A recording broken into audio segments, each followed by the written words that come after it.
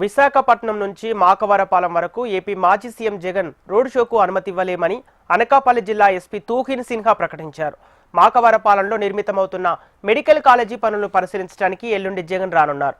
CM Jagan Visakha నుంచి మాకవరపాలెం వరకు 63 కిలోమీటర్ల జాతీయ రహదారిపై కాన్వాయ్ రావడానికి వైసీపీ శ్రేణులు అనుమతి కోరినట్లు ఎస్పీ తెలిపారు.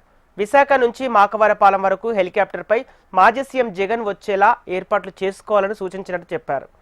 జాతీయ రహదారి రోడ్డు మార్గంలో కూడళ్ల వద్ద జన సమీకరణ చేసే ఆలోచనలు చేస్తున్నట్లు సమాచారం అందించారన్నారు. ట్రాఫిక్ ఇబ్బందులు ప్రజలకు అసౌకర్యం కలగకుండా రోడ్డు మార్గంలో మాజీ సీఎం జగన్ పర్యటించేందుకు అనుమతులు నిరాకరిస్తున్నట్లు చెప్పారు. మాకవరపాలెం మెడికల్ కళాశాల వద్ద హెలిప్యాడ్ ఏర్పాటు చేసి జగన్ హెలికాప్టర్లో వచ్చేలా అనుమతి ఇచ్చామన్నారు.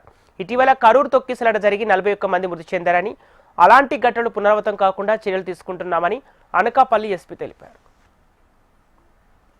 కరూర్ ఇన్సిడెంట్ రీసెంట్గానే ఏదైనా అన్ఫార్చునేట్ ఇన్సిడెంట్ తమిళనాడులోనే జరిగింది, అది కూడా మనం స్టడీ చేయడం జరిగింది. అందులో కూడా 27th సెప్టెంబర్ తారీఖున ఇది అన్ఫార్చునేట్ ఇన్సిడెంట్ జరిగింది.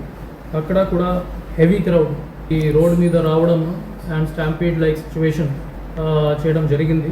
అన్ఫార్చునేట్లీ వీ లాస్ట్ 41 పీపుల్ అక్కడ చనిపోయారు, ఇంకా 100 persons అక్కడ ఇంజర్డ్ అయ్యారు. సో సిమిలర్ సిచ్యువేషన్ మన ఎక్కడైనా జరగకూడదు, దాని మీద ఇది సెక్యూరిటీ ఆడిట్స్ అన్ని ప్రోగ్రామ్స్ జరుగుతూ ఉన్నాయి. సో ఇది అన్ని పాయింట్స్ కన్సిడర్ చేసిన తర్వాత మనం రోడ్ ట్రావెల్ రిక్వెస్ట్ డినై చేసుకుంటున్నాము. In public interest and in interest of public safety, protection of the VIP and for traffic regulation. ఈ ఆర్గనైజర్స్కి మనం నోటీస్ రూపంలోనే కూడా ఇది నోటీస్ సర్వ్ చేసుకుంటున్నాము.